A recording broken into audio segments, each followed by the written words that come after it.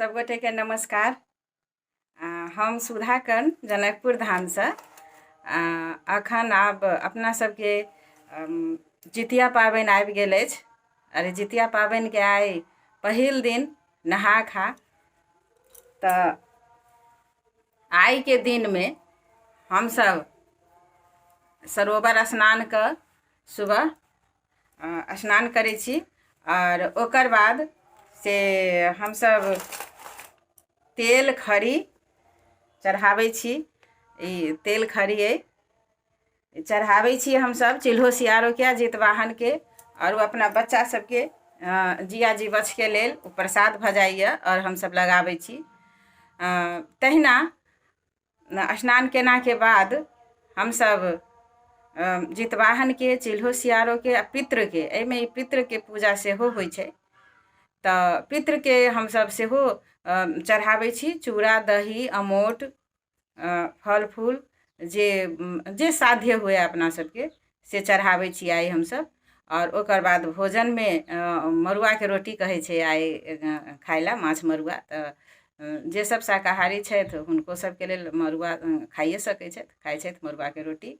आ नहीं तऽ जते शुद्ध भ कऽ हम सब ई पाबनि के शुरुआत कर सकी। तऽ आइ से ई पाबनि के शुरुआत भेल और हमहूँ जितिया पाबनि के शुरुआत केलहुँ आइ से। तऽ सब गोटे विवाहित महिला जे छथिन जिनका पुत्र प्राप्ति के लेल संतान के रक्षा के लेल ई व्रत लोक करै छै। संतान के जिया जीवछ होय एहिके लेल ई व्रत करै छै। तऽ हम सब अखन चढ़ा रहल छी चूड़ा दही खरी तेल हम सब चढ़ा चुकलहुँ स्नान के बाद। और चूड़ा दही जितवाहन के चिल्हो सियारो के चढ़ा रहल छी हम सब। सब गोटे ई करै छी और विधि से करै छी। बहुत भारी पाबनि होइ छै से सब गोटे के बूझल अछि जे बहुत प्रसिद्ध पाबनि छै ई और बहुत कठिन पाबनि सेहो छै। अहू से नमहर पाबनि सब होइ छै लेकिन तैयो ई पाबनि के बहुत कठिन कहै छै जे किछु नहीं खा कऽ हम सब पानि तक नहीं पिय के थूक तक नहीं घोटा के एहन कठिन ई व्रत छै। ताहि कठिनता से हम सब ई व्रत के संपन्न करै छी। तऽ आइ के दिन में ई तेल खरी सब हम सब चढ़ा रहल छी।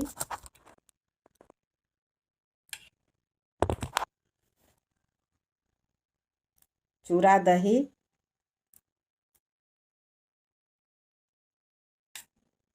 अमोट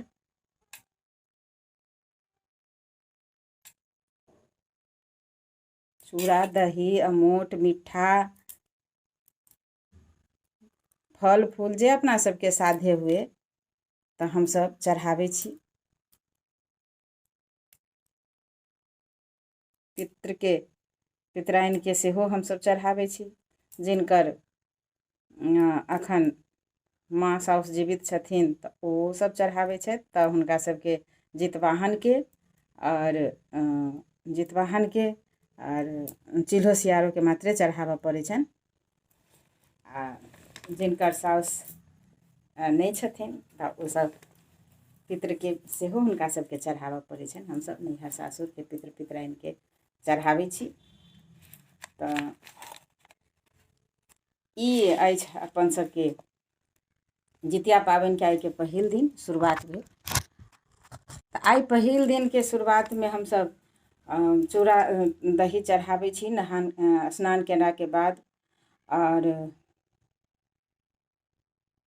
ओहिसँ पहिने हम सब तेल खरी चढ़ाबै छी से अपने सबके जानकारी करेलहुँ। और काल्हि खन मंगल दिन एहिबेर मंगल दिन पड़ि रहल अइ। मंगल बुध दू दिन कहै छै 36 घंटा एक बेर के उपास छै।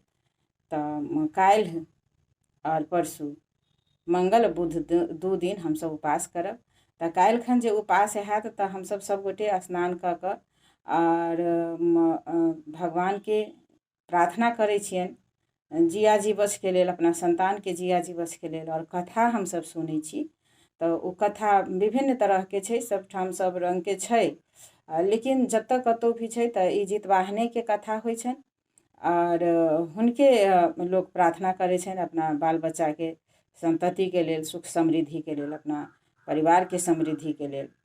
तऽ माँ सब निराजल उपवास करै छथिन और फेर पारण दिनमे से हमसब अहिना विधिवत स्नान कऽ कऽ और ओकर बाद से सब गोटे औंकरी चाउर, खीरा, केरा सब चढ़ाबै छी चिल्हो सियारोके और जितवाहनके, पितृ सबके, सब गोटेके हमसब चढ़ाबै छी। किछु लोग पितराइन सेहो खुआबै छथिन, पितराइन खुआबऽके चाही, ताहिमे पितराइन सब सेहो सब खुएलथि। और जतेक चीज अपना सबके रहैए बनल भोजनमे भी ओ सब चीज हमसब चिल्हो सियारोके अर्पण केलाके बाद, कियाकि ओसब बहुत पक्षी पशु पक्षी होइतो भरिमे हुनका सबके एहन बुद्धि छलनि हँ जे ओसब बहुत निष्ठासँ केलखिन एहि व्रतके। तऽ ओ एकटा प्रतीक छथिन हमरा सबके, ताहि दुआरे हुनका हमसब पहिने एकटा ई मान्यता छै जे पहिने हुनका हमसब पारण कराबी, ओकर बाद खुद अपने पारण करी। तऽ हुनका चढ़ेलाके बादे हमसब जे भी हमरा अहाँके अन्न जल जे रहैए, जे सम्भव अछि से हमसब चढ़ाबै छी। और ओकर बाद हमसब विधिवत एहि दूध औंकरीसँ पारण कऽ कऽ एहि व्रतके समापन करै छी। ई 3 दिनके कठिन व्रत भऽ जाइए अपना सबके। तऽ आइसँ ई व्रत अपना सबके शुरू भेल। फेर एहि बातके हम अपने सबके साथ जानकारी कराबऽ चाहलहुँ। हमरा इच्छा भेल जे अपना सबके साथ हमसब एहि चीजके जानकारी कराबी जे सब गोटे एकरा देखथिन। तऽ देखियौ